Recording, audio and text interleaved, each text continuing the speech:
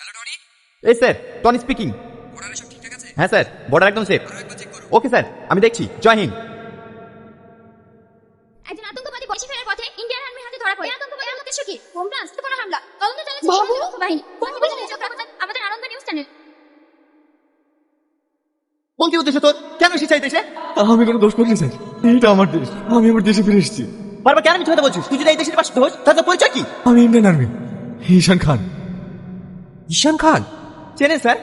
হ্যাঁ চিনি, আজ থেকে 20 বছর আগে ও ইন্ডিয়ান আর্মিতে ছিল। তাহলে ও ভাই চোরের মতো বর্ডার ফিরে আসলো কেন? ও আমাদের সঙ্গে বিশ্বাসঘাতকতা করেছে, শত্রু দলের সঙ্গে হাত মিলিয়ে আমাদের 5 জন সৈনিককে খুন করে পালিয়ে গিয়েছিল। না স্যার, আমি বিশ্বাসঘাতকতা করিনি, আমি দেশকে ভালোবাসি। ভালোবাসিস? তাই শহীদ।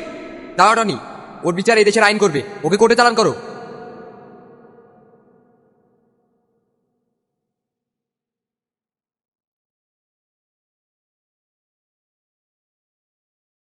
চলো। আরে ওইদিকে কোথায় যাচ্ছ? বাড়ির ভিতরে চলো। আমার একটু ভয় ভয় লাগছে। এই সাহস নিয়ে তুমি বর্ডারে যুদ্ধ করো? ভীতু কোথাকার। মোটেও ভীত না। ভীতু না তো কি? বর্ডারে যুদ্ধ করতে পারো, আর আমার বাবার সামনে বিয়ের কথা বলতে পারবে না? বর্ডারে তো হাতে বন্দুক থাকে, এখানে যে খালি হাতে যুদ্ধে নামতে হচ্ছে। তো বাড়িতে ঢোকার আগে গোলাগুলি করবে নাকি? তুমি বুঝছো না, আমার একটু কেমন কেমন লাগছে। কিচ্ছু লাগছে না, বুক ফুলিয়ে সাহস নিয়ে চলো। ঠিক আছে, চলো। মেরা শের।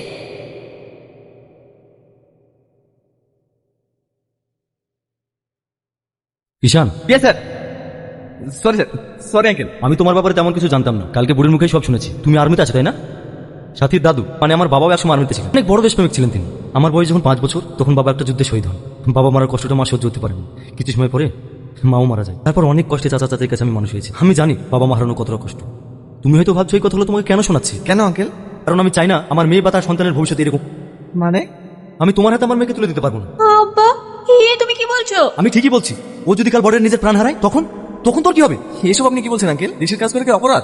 সেসব আমি কিছু জানি না। আমি যদি তোমার জায়গায় থাকতাম তাহলে নিজের পরিবারের কথা আগে ভাবতাম। তাদের জন্য বাঁচবো যারা আমার মুখ প্রাণে চেয়ে বসে আছে। বলো, তুমি কি পারবে সেটা করতে?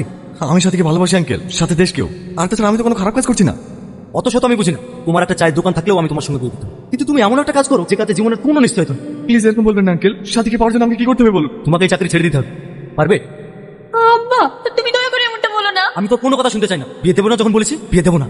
তোমরা আমাকে অনেক কষ্টে মানুষ করেছো, যখন যা চেয়েছি তাই দিয়েছো, অনেক ভালোবাসা দিয়েছো আমাকে, তাই আমার উপরে সবার আগে তোমার অধিকার বেশি। তুমি যা বলবা তাই শুনতে আমি বাধ্য। তোমার মনে আছে আব্বা, বলে আমার অনেক জ্বর এসেছিল, তখন তুমি সারা রাত জেগে আমার পাশে বসে পানিপুটি করে দিয়েছিলে। আমি যখন মাঝরাতে জ্বরের ঘরে খেলনার জন্য বিড়বিড় করছিলাম, তখন তুমি সেই রাতেই সমস্ত দোকান খুঁজে খুঁজে আমার জন্য খেলনা টেনেছিলে। আব্বা, তুমি কি চাও সেই মেয়ের জন্য তুমি সারা জীবন এত কষ্ট করেছো, সেই মেয়ের ভালোবাসার জিনিসটাই হারিয়ে যাক? আঙ্কেল, আমি সাথীকে অনেক ভালোবাসি, সেই সঙ্গে ভারত মাতাকে অনেক ভালোবাসি। নিজে ভালোবাসা পাওয়ার জন্য নিজের মাকে কিভাবে ছেড়ে দেবো বলুন? তুমি ছুটি আর কতদিন আছে? কেন আঙ্কেল? বিয়ের জন্য দিন তো ছুটি মতো করতে হবে তাই না? আব্বা, হাই কিন্তু বিরাট হ্যান্ডসাম। হ্যাঁ হ্যাঁ, আমাদের বোনের পছন্দ আছে। বৌদি সাহেব, বিয়েটা সেরে ফেলা ভালো নাকি? হ্যাঁ হ্যাঁ, অবশ্যই। ক্যাপ্টেন ঈশান, রোহান, তুমি এখানে? আপনার জন্য একটা জরুরি খবর আছে। কি খবর? বর্ডারে হঠাৎ শত্রুদের হামলা করেছে, তোমাকে আমার সঙ্গে যেতে হবে। আমি ভোরবেলা বেরিয়ে পড়বো। এটা সম্ভব নয়, তো তাদের সম্ভব আমাদেরকে যেতে হবে, আমাদের দেশ বিপদে আছে। এটা কিভাবে সম্ভব? আজ তোদের বিয়ে। সরি স্যার, আমি শুধু অর্ডার ফলো করছি। নিশান, এবার আপনি বেছে নিন, বিয়ে নাকি দেশ। সাথী, আমি আসছি। খুঁজে দাও ঈশান, ফিরে আসবে।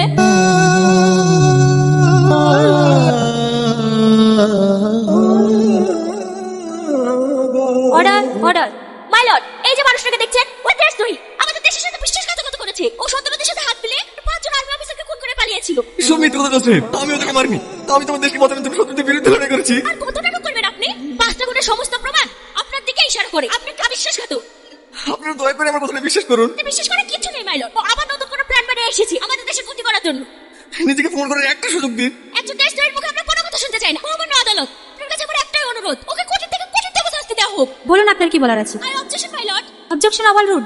বলুন আপনি কি বলতে চান। সেদিন বর্ডারে আমরা 6 জন ছিলাম, শত্রুপক্ষরা আমাদের দিকে এগিয়ে আসছিল। ক্যাম্প থেকে দূরে থাকার কারণে আমাদের কাছে কোনো ব্যাকআপও ছিল না। আমরা সেদিন অসহায়ের মতো 6 জন মিলে শত্রুদের সাথে লড়াই করতে থাকি। আর চলাকালীন আমার একটা গুলিও লেগেছিল। চোট খাওয়ার পর আমরা সবাই যখন লুকিয়ে পড়লাম, তখন আমাদের একজন সাথী রিমন রায় আমাদের সাথে বিশ্বাসঘাতকতা করে।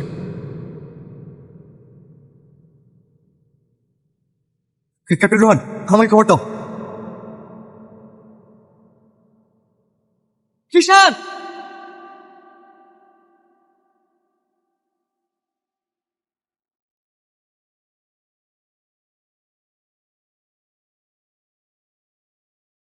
আমাকে মেরে কি লাভ হলো? ওদেরকে আগেই সব খবর দেওয়া হয়ে গেছে, ওরা তোদের পুরো ক্যাম্প শেষ করে দেবে।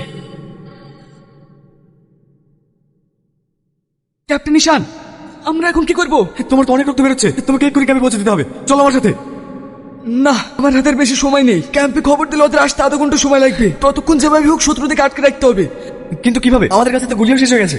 ওদের কাছে গিয়ে ওদেরকে মারতে হবে। জয় হিন্দ। জয় Hind.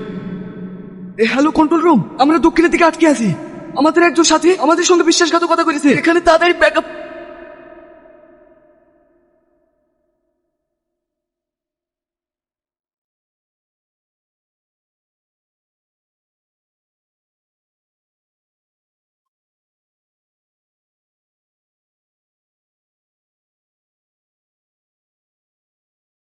Hello control room, captain Nishan আমাদের সঙ্গে বিশ্বাসঘাতকতা করেছে। ও আমাদের 5 জন সৈন্যকে মেরে শত্রুপক্ষের সঙ্গে পালিয়ে গেছে।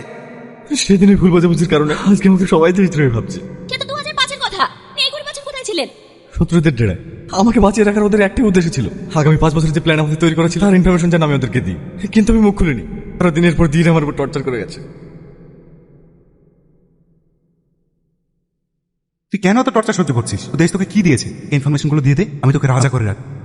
না, আমাকে মেরে ফেলেও আমি আমার দেশের সাথে গাদ্দারি করবো না। তাহলে এটাই তোর শেষ কথা? হ্যাঁ। ফ্যামিলির কাউকে কিন্তু আমি বাঁচিয়ে রাখবো না। ভালো বলছি, ইনফরমেশন গুলো দিয়ে দে। কখনো না।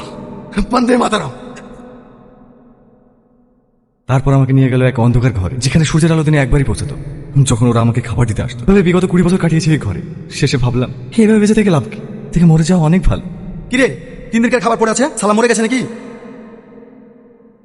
মরে গেছে। যা বসকে খবর দে, ফেলে আসতে হবে। এই 20 বছর ধরে প্রত্যেক দিন এক এক সেকেন্ড করে নিজের নিঃশ্বাস আটকে রাখার ক্ষমতা বাড়াতে থেকেছি। যখন ওরা এসে আমাকে চেক করে নিঃশ্বাস বন্ধ করে আমি পড়েছিলাম, ওরা আমাকে নিয়ে এসে নদীতে ফেলে দিল। ওরা কিছুটা যেতেই করে বাঁচার নিঃশ্বাস নিলাম। অনেক কষ্টে নদী পাড়ে উঠে দেখি ইন্ডিয়ান আর্মি। সত্যি তো তুমি যে কষ্ট আর যন্ত্রণা সহ্য করেছো, তোমার কষ্টের দাম দেওয়ার মতো ক্ষমতা আমাদের নেই। তোমাকে হয়তো সান্ত্বনা দেওয়ার জন্য আমরা কিছু পুরস্কার দিতে পারবো, কিন্তু তোমার হারিয়ে যাওয়া দিনগুলো আমরা কোনোদিনই ফিরে যেতে পারবো না। ক্যাপ্টেন নিশান খানের হাতে পুরস্কার তুলে দেওয়ার জন্য স্টেজে রাখা হচ্ছে।